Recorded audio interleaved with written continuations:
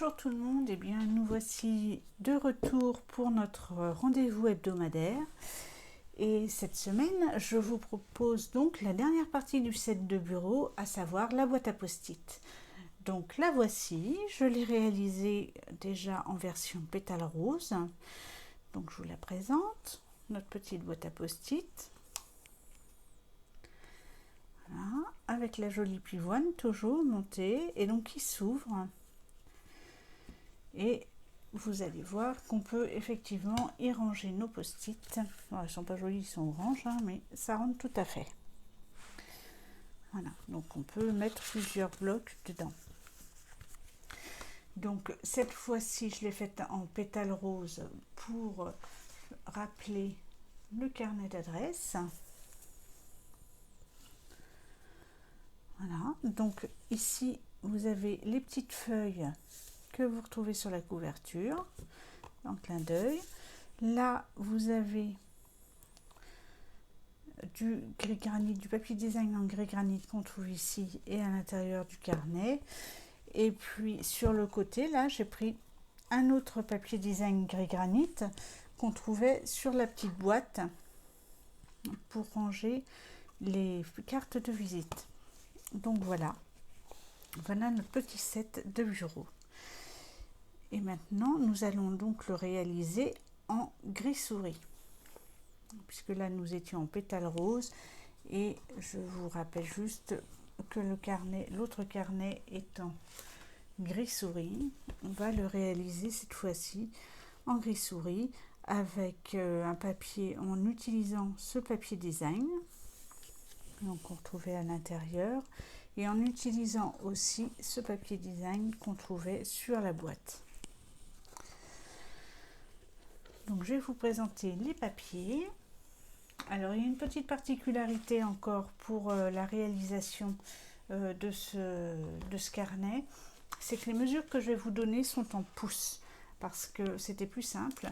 Alors sur le blog, je vous mettrai les mesures en centimètres, mais les mesures en pouces, quand on réalise en pouces, quand on a des mesures en pouces, c'est plus simple d'aller jusqu'au bout en pouces, parce que là je vais vous donner, il y a des équivalents. Par exemple, il y a notre cardstock de base, donc qui va nous servir à réaliser la boîte, fait 9 pouces 1 huitième sur 7 pouces 5 huitièmes, ce qui donne 23,15 cm sur 19,35 cm.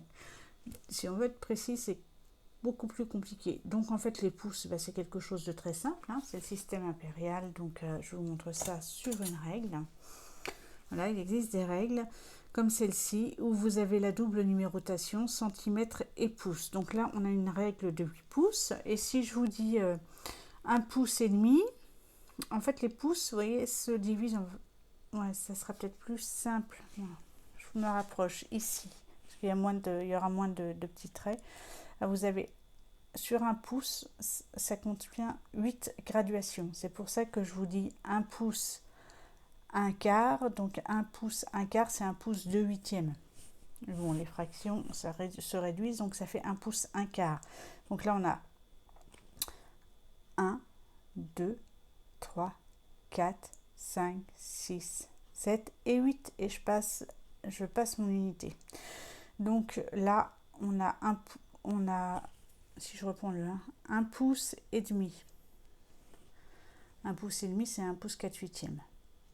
Voilà, donc c'est très simple. Là, vous avez des règles qui sont très simples aussi, parce que vous avez les équivalents. Elles sont très utiles, vous avez les équivalents en centimètres. Et du coup, c'est beaucoup plus simple de se rendre compte de ce qu'on fait. En même temps, sur le coupe-papier, le coupe-papier Stampin' Up est à la fois en pouces et en centimètres. Je vous le remontre. Je le monte un peu. Donc là, vous avez la graduation en centimètres, et en dessous, vous avez la graduation en pouces.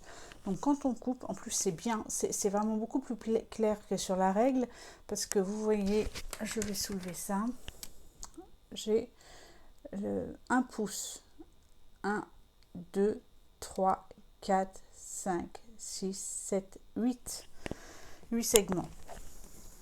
Donc on a 1 pouce, 1 huitième, 2 huitièmes, 3 huitièmes, 4 huitièmes. Alors évidemment 4 huitièmes ça fait demi et 2 huitièmes ça fait un quart.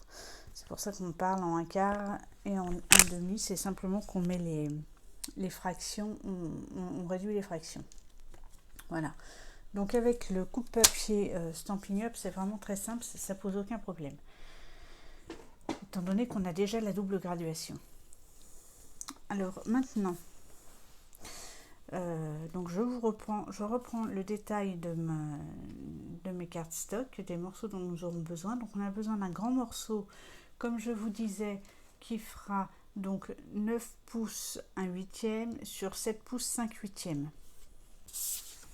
Ensuite, nous avons besoin d'un autre morceau, un autre grand morceau qui va faire 8 pouces 1 huitième sur 3 pouces et demi.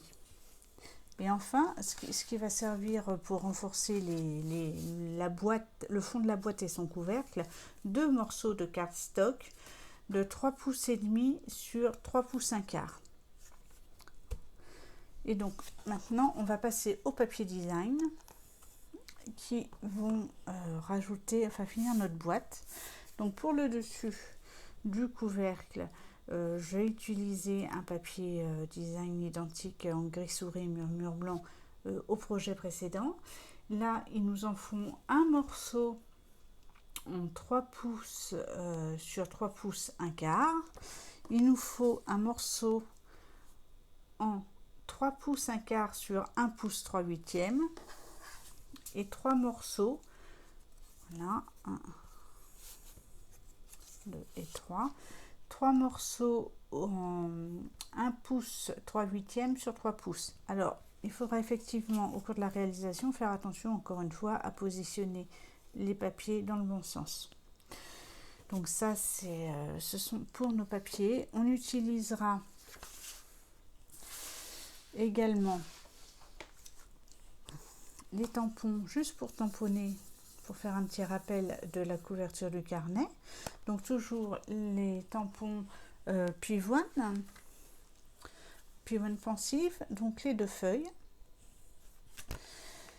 Pour le tamponner, donc un bloc et l'encreur gris souris. Nous allons utiliser les poinçons Pivoine pour réaliser notre fleur. Donc je vous les représente, mais je vous les avais montrés donc précédemment pour la réalisation du carnet d'adresse. Donc on va utiliser les feuilles et surfeuilles, j'appelle ça surfeuille parce qu'on les met par dessus et c'est plus simple comme ça, c'est plus parlant. Voilà, le pistil, et puis je crois qu'il m'en manque un, 1, 2, 3, 4, voilà. Donc c'est un jeu de puzzle, hein, le montage de la fleur. Donc on va les découper dans du murmure blanc. Après on passera de l'encre pétale rose sur les pétales et puis nous assemblerons la fleur et les feuilles. Et nous allons passer le petit cœur à l'aquarelle en tellement safran. Donc 3 encres. Et puis après, nous allons utiliser la pyramide de cercle pour passer ça à la Big Shot pour obtenir notre échancrure ici.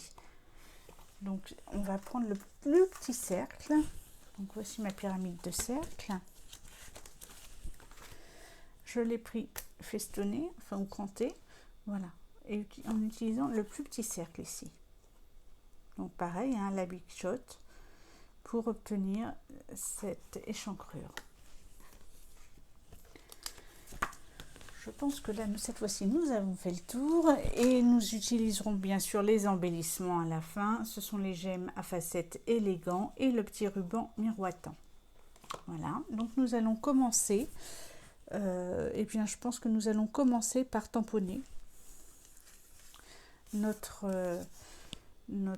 couvercle avec l'encre gris souris. Alors on vérifie bien dans le sens dans lequel on va le positionner parce qu'il y a très peu en fait, je vais vous montrer, il y a très peu d'écart entre les deux quand même. Donc il faut tout de suite le mettre dans le bon sens pour savoir comment je vais le positionner. Je pense que c'est comme ça. Voilà. Je vais le prendre comme ça. Donc je prends un papier brouillon. Je prends mon tampon, mon encre et je vais le tamponner en deuxième génération.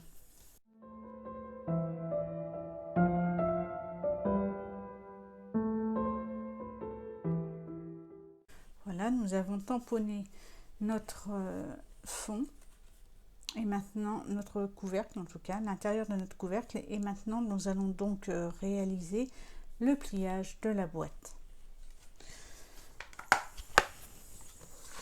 Je prends donc le coupe-papier qui fait également plioir et je vais prendre donc mon plus grand morceau de cardstock.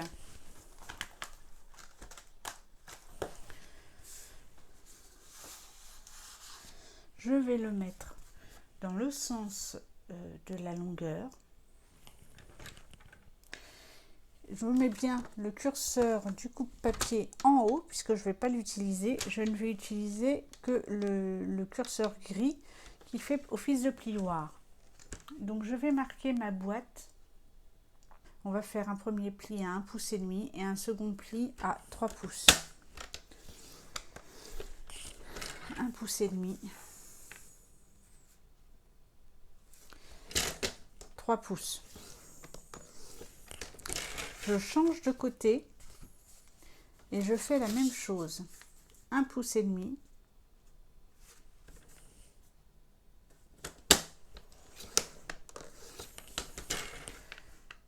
3 pouces.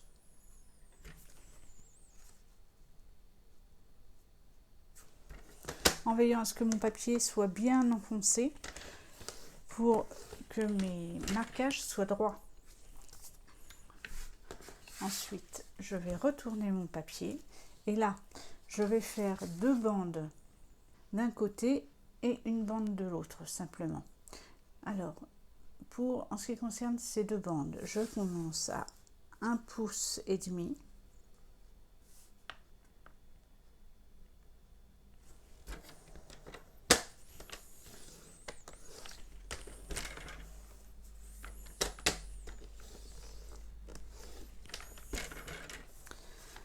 puis 3 pouces.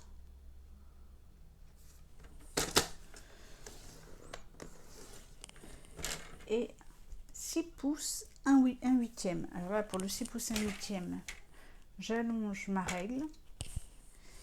Et je vais faire, puisque vous voyez, c'est très pratique, ça s'allonge. Et je vais faire mon 6 pouces et 1 huitième. Donc c'est juste là en fait. Je n'étais pas obligée d'allonger. Et ça me permet d'avoir plus d'amplitude et de travailler plus à l'aise. Le 1 huitième, c'est juste là sur la barre. 6 pouces 1 huitième. Je range le coupe-papier et maintenant nous allons faire des découpes. C'est-à-dire que comme pour la boîte à carte de visite, nous allons dégager les morceaux que nous allons plier parce qu'on va le replier aussi pour que ce soit plus solide. Donc on va dégager les angles pour pouvoir créer les petits rabats et n'avoir plus qu'à replier notre boîte. Donc là on va couper comme ceci en haut et en bas. On ne découpera qu'un seul carré. Là, vous avez 3 carrés, en fait.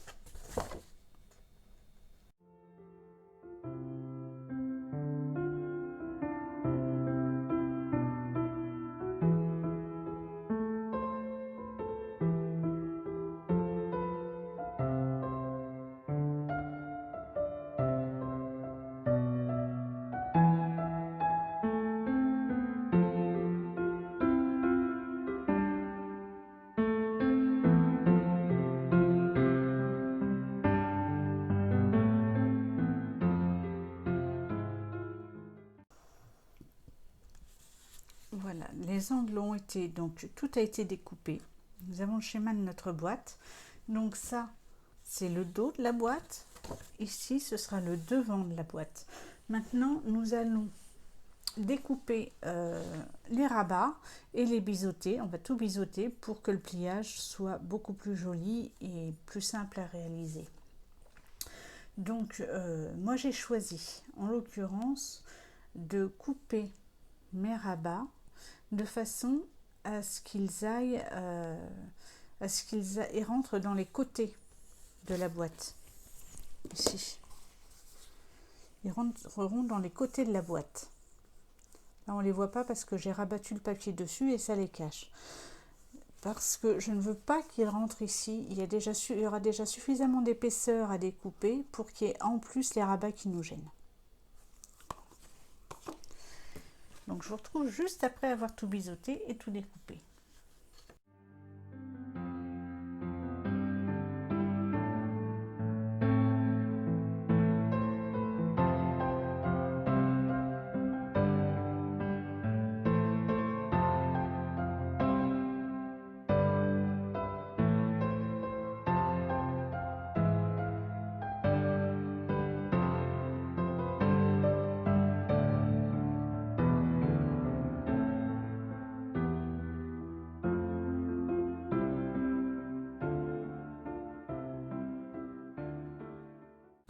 Tout est biseauté. Donc maintenant, nous allons marquer les plis à l'aide du plioir en os. Donc nous allons marquer tous les plis que nous avions réalisés précédemment. En faisant bien attention donc, oh, en voilà un petit bout, en faisant bien attention de ne pas abîmer les rabats.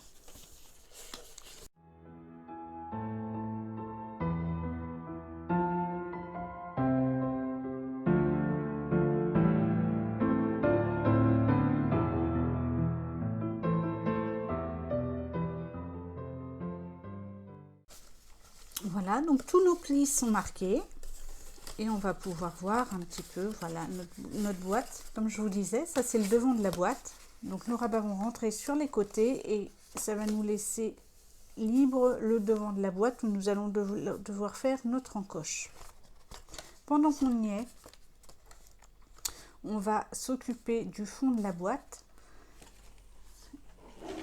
Nous allons y marquer les plis.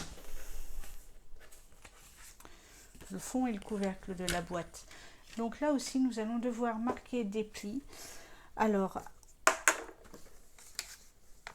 toujours avec en 3 pouces 3 quarts, donc toujours avec notre petit poussoir, notre petit plioir gris.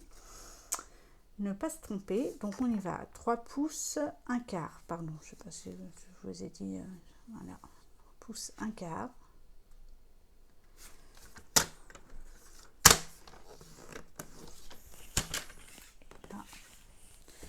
À 3 pouces 1 quart également.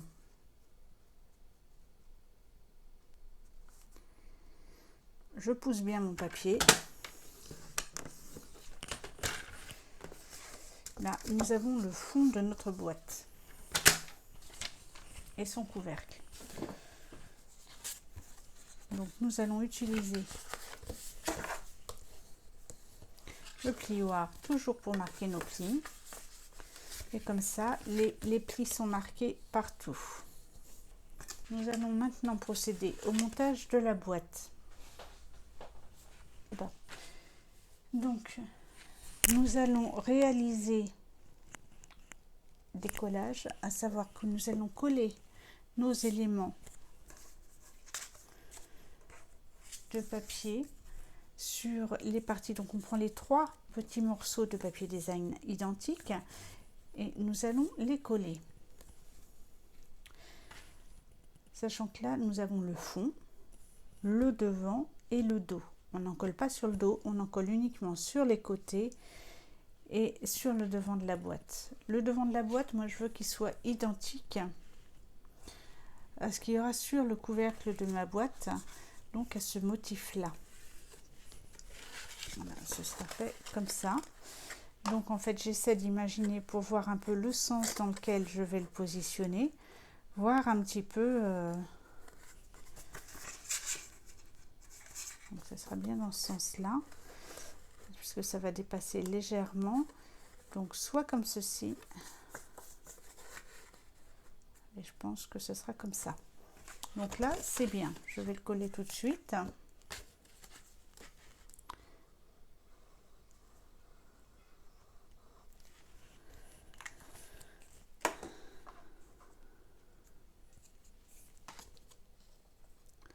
Je le centre.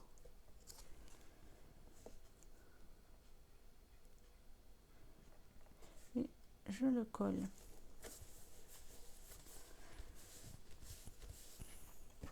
Et maintenant, les queues donc vers le bas pour mes petites pivoines, hein.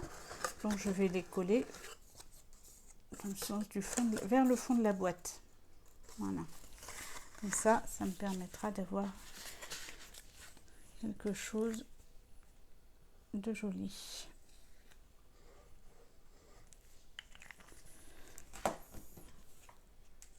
Alors il y a des papiers qui posent effectivement pas de problème, mais quand le papier a un sens, autant le respecter. J'ajuste et j'appuie.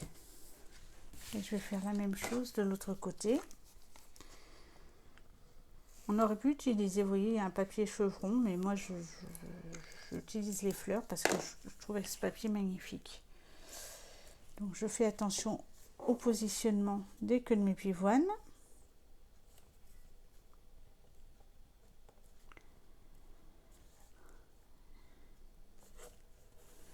Et voilà, c'est fait.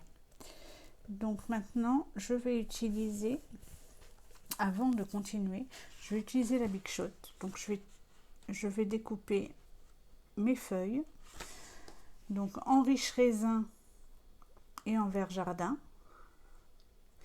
Et je vais utiliser les découpes de la pivoine. Je vais réaliser tout ça et je vais réaliser mon encoche. Alors là, je vais avoir une petite astuce.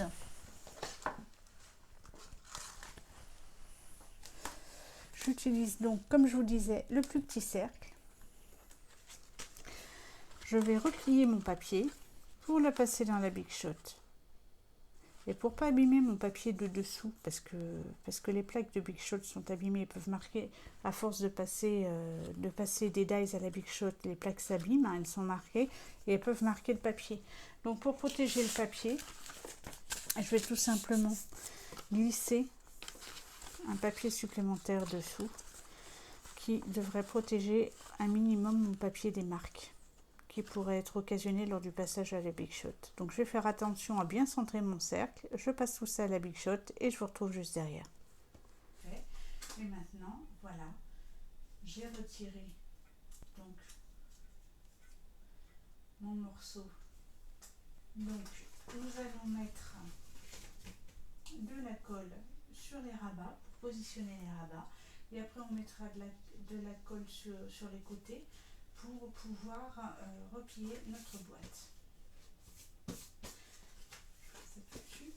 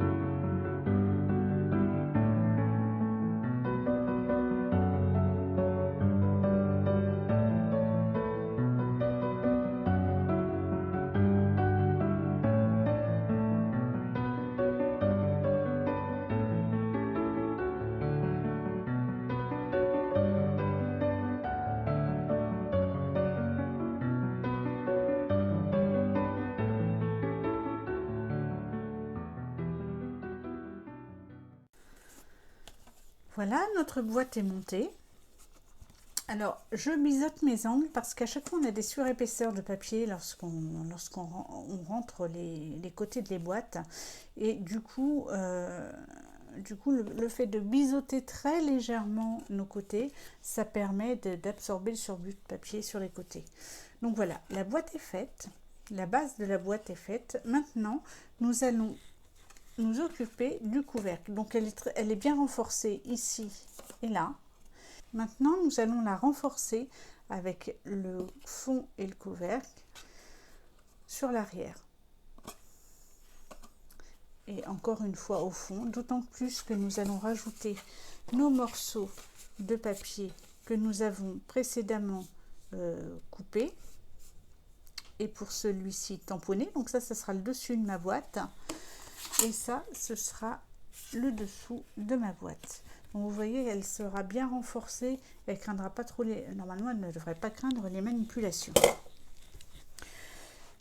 Donc cette fois-ci, nous allons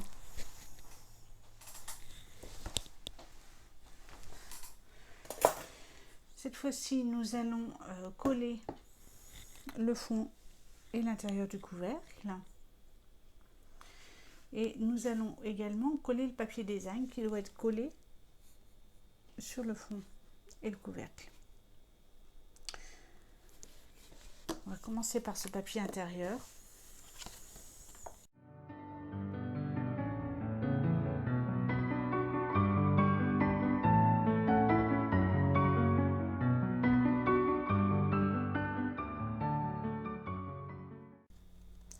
On l'ajuste.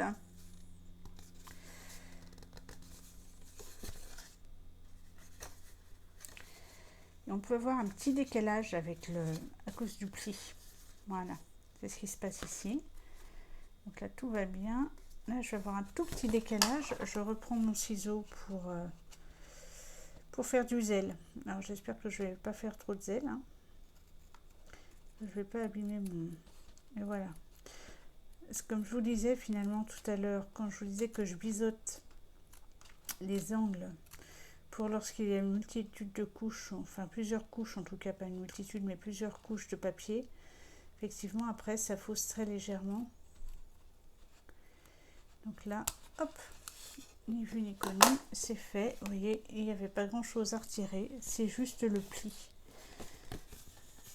Alors je pense qu'on va faire la même chose là-haut. Donc là on fait attention encore une fois au sens dans lequel on va positionner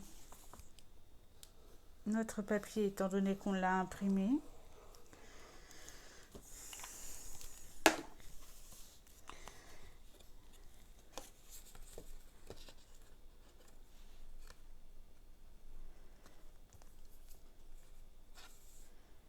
Donc on va le positionner.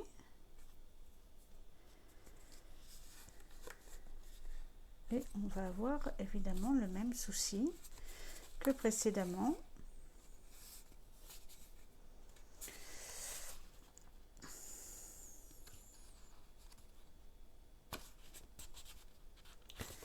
Ici, on a exactement le même problème. Donc on va réajuster très légèrement.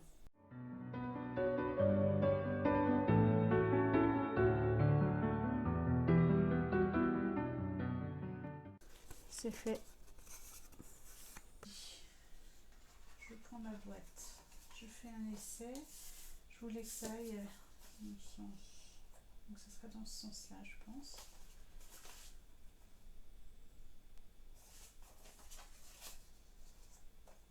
Voilà. Et celui-ci qui va aller par là. Ça m'a pas l'air mal. Donc comme ça.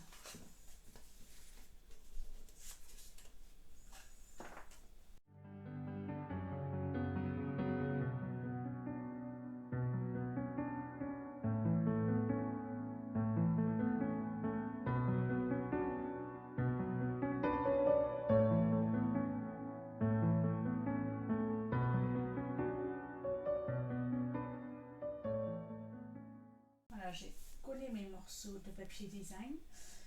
Je réaliserai la décoration ultérieurement. que je la poserai dessus ensuite. Là pour l'instant, je vais finir de monter ma boîte. C'est-à-dire que je vais la coller avec ma colle multi-usage sur le fond de la boîte.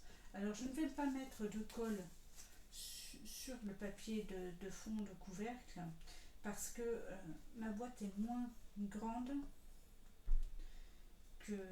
moins large donc que mon papier, que mes fonds. Donc du coup, je risque de déborder. Je vais donc en coller pour principalement la base déjà, pour la positionner dessus et je terminerai avec l'arrière de la boîte. Je vous retrouve juste après.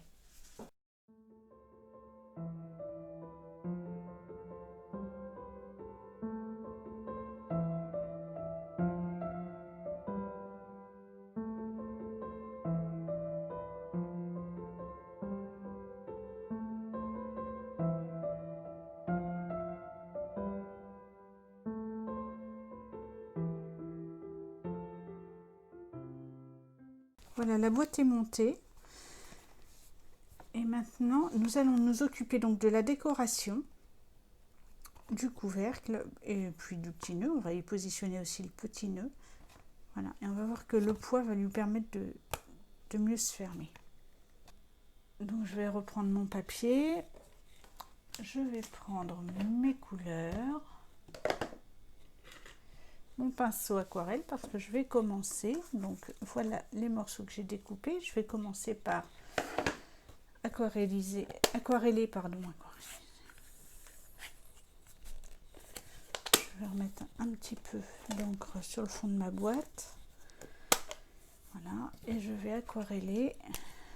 Donc je fais venir l'eau dans mon pinceau. Voilà.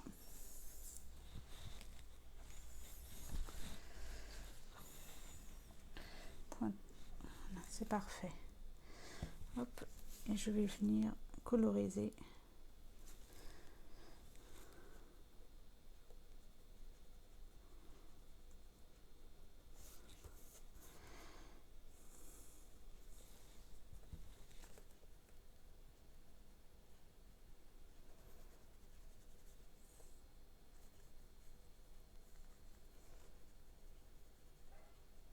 Je rajoute de l'eau pour fondre les pigments. Et on va le mettre à sécher. Voilà. Je nettoie mon pinceau juste en appuyant pour avoir de l'eau qui descende. Et mon pinceau est nettoyé. Voilà. Il est tout propre. Je vais utiliser maintenant l'encre pétale rose sur mes 4 morceaux de pivoine.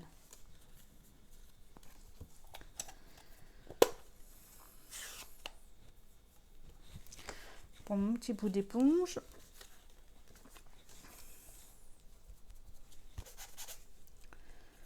alors je mets de l'encre et c'est parti.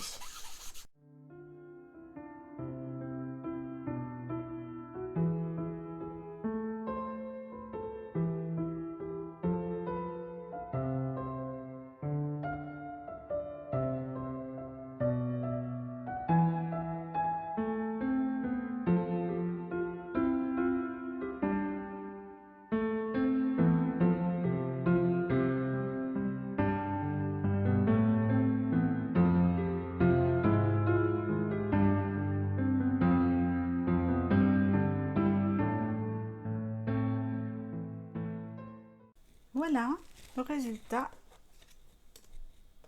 Et donc moi je suis ravie parce que c'était suffisamment irrégulier pour quelque chose un peu plus naturel, je trouve. Même si les fleurs, bien sûr, il y a une certaine régularité dans les fleurs, évidemment, quand on regarde une pivoine. Mais moi, les nuances vont être bienvenues. Donc, ce que je vais faire, je vais monter la pivoine. Donc, pour rappel, donc, elle est en 4 parties, 5 avec notre petit pistil. C'est comme un puzzle. Ici, on a cette vague qu'il va falloir aller mettre en correspondance avec la deuxième, et ainsi de suite, la troisième et la quatrième. Voilà, donc c'est quelque chose qu'on avait fait précédemment. Donc là je vous retrouve juste après le montage de la fleur.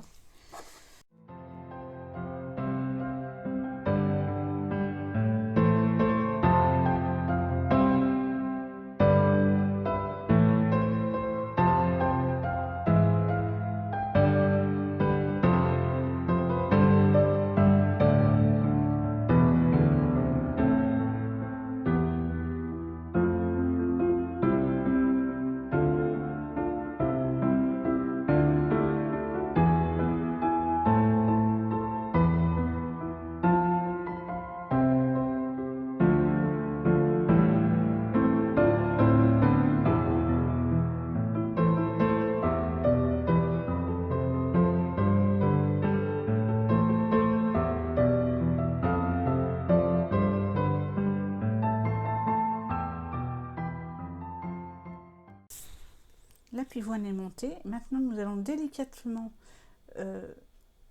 soulever les pétales pour pouvoir lui donner du relief et faire en sorte qu'elle soit beaucoup moins figée.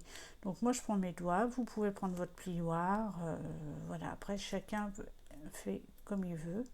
L'essentiel, c'est de travailler un peu le papier pour donner du mouvement à cette pivoine.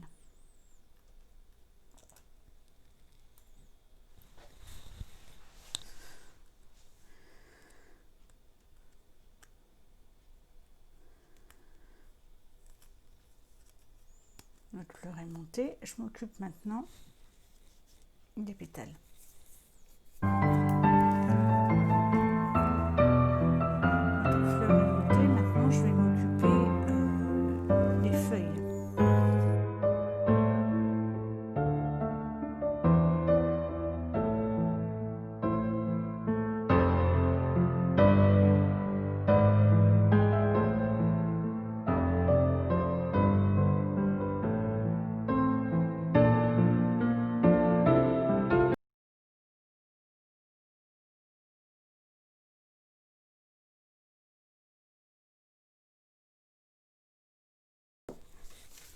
Et voilà, tout est monté.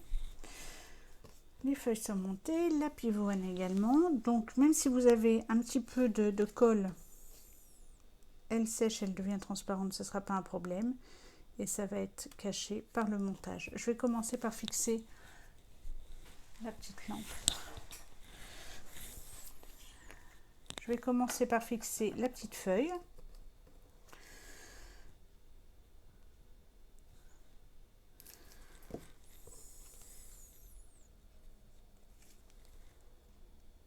Elle donnera le mouvement au reste.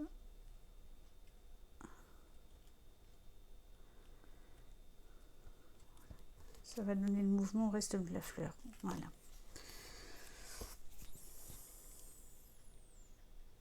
Et je colle donc mes deux autres feuilles.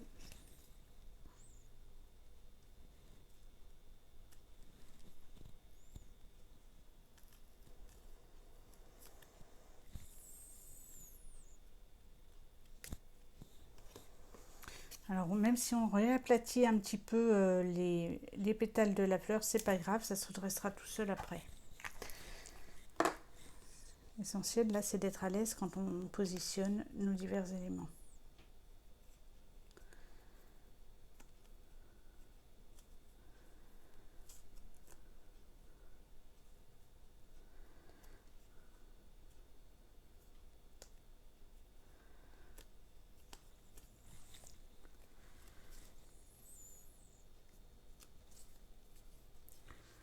Voilà, donc on voit que ce sera légèrement différent de la pivoine précédente.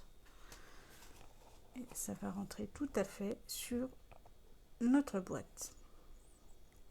Donc maintenant, pour fixer cette pivoine, nous allons utiliser des limons shonen.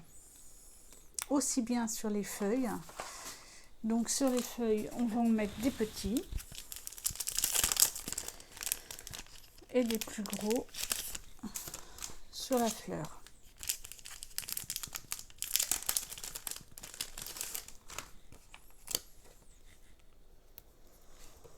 Pour donner toujours du relief à cette fleur.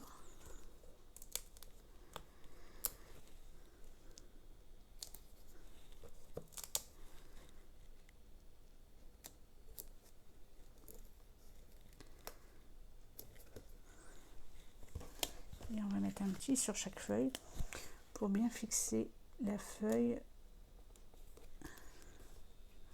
de la pivoine, enfin les feuilles des pivoines sur le couvercle.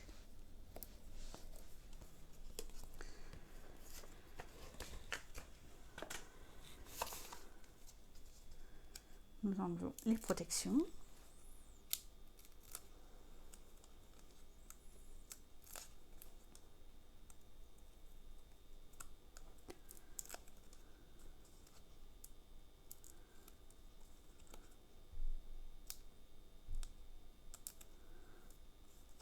Un peu long parce que là cette fois-ci j'en ai mis pas mal.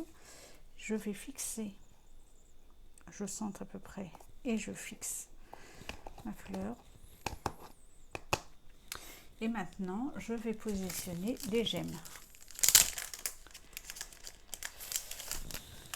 Alors je vais prendre mon outil touche à tout et je vais sélectionner 2 gouttes de rosée. Enfin, moi j'appelle ça des gouttes de rosée parce que je trouve que ça imite bien la rosée. Et je les positionne sur ma feuille et le bord de ma pétale. Et ici, je vais mettre du rose.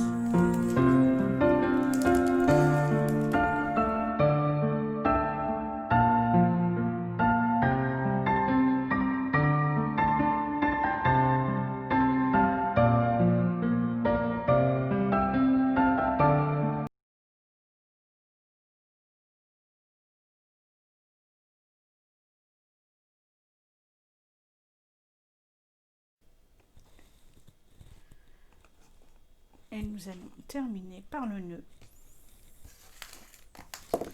Donc avec ce petit ruban miroitant, je vais réaliser un nœud.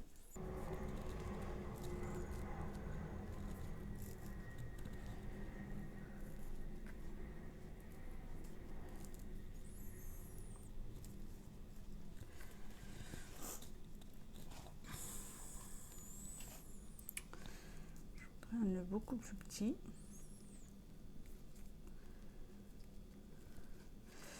Donc je garde en fait parce que je garde ma bobine parce que je trouve que c'est plus simple à travailler. J'ai plus de marge. Je pense que ça va le faire là. Oui. Je reprends mes ciseaux. Ensuite aussi je prends un ciseau à tissu, donc je me sers pour le tissu.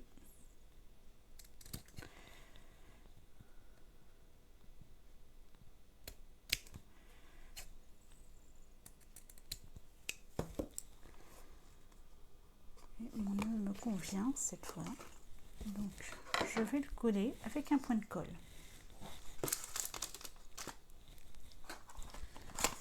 Je prends le point de colle, je le positionne sur mon nœud.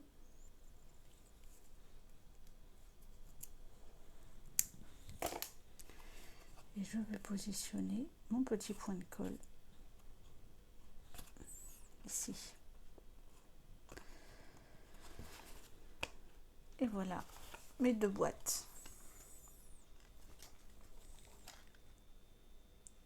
Donc nous avons une boîte à post-it en pétale rose, l'autre en gris souris, assortie à leur petit carnet d'adresse et à leur petite boîte à post-it, leur boîte à post-it et à leur petite boîte carte de visite. Voilà, je trouve que ça fait de jolis ensembles et ça décore aussi bien un bureau que une table avec un téléphone. Et puis c'est brillant et c'est pratique. Voilà, écoutez, dites-moi si vous avez préféré le gris souris ou le pétale rose et si vous avez aimé ce projet. Je vous retrouve la semaine prochaine pour de nouveaux projets avec une très belle collection. Une nouvelle collection, une collection d'automne qui m'a fait vraiment craquer et que je vous présente la semaine prochaine à l'occasion d'un nouveau projet. Donc je vous dis à la semaine prochaine, mais n'hésitez pas à aller voir sur le blog en attendant. Vous y trouverez la liste des produits si vous êtes intéressé pour réaliser les projets et les plans de coupe pour chacun des projets réalisés. Voilà, écoutez, je vous souhaite encore un bon week-end, une bonne semaine et à la semaine prochaine.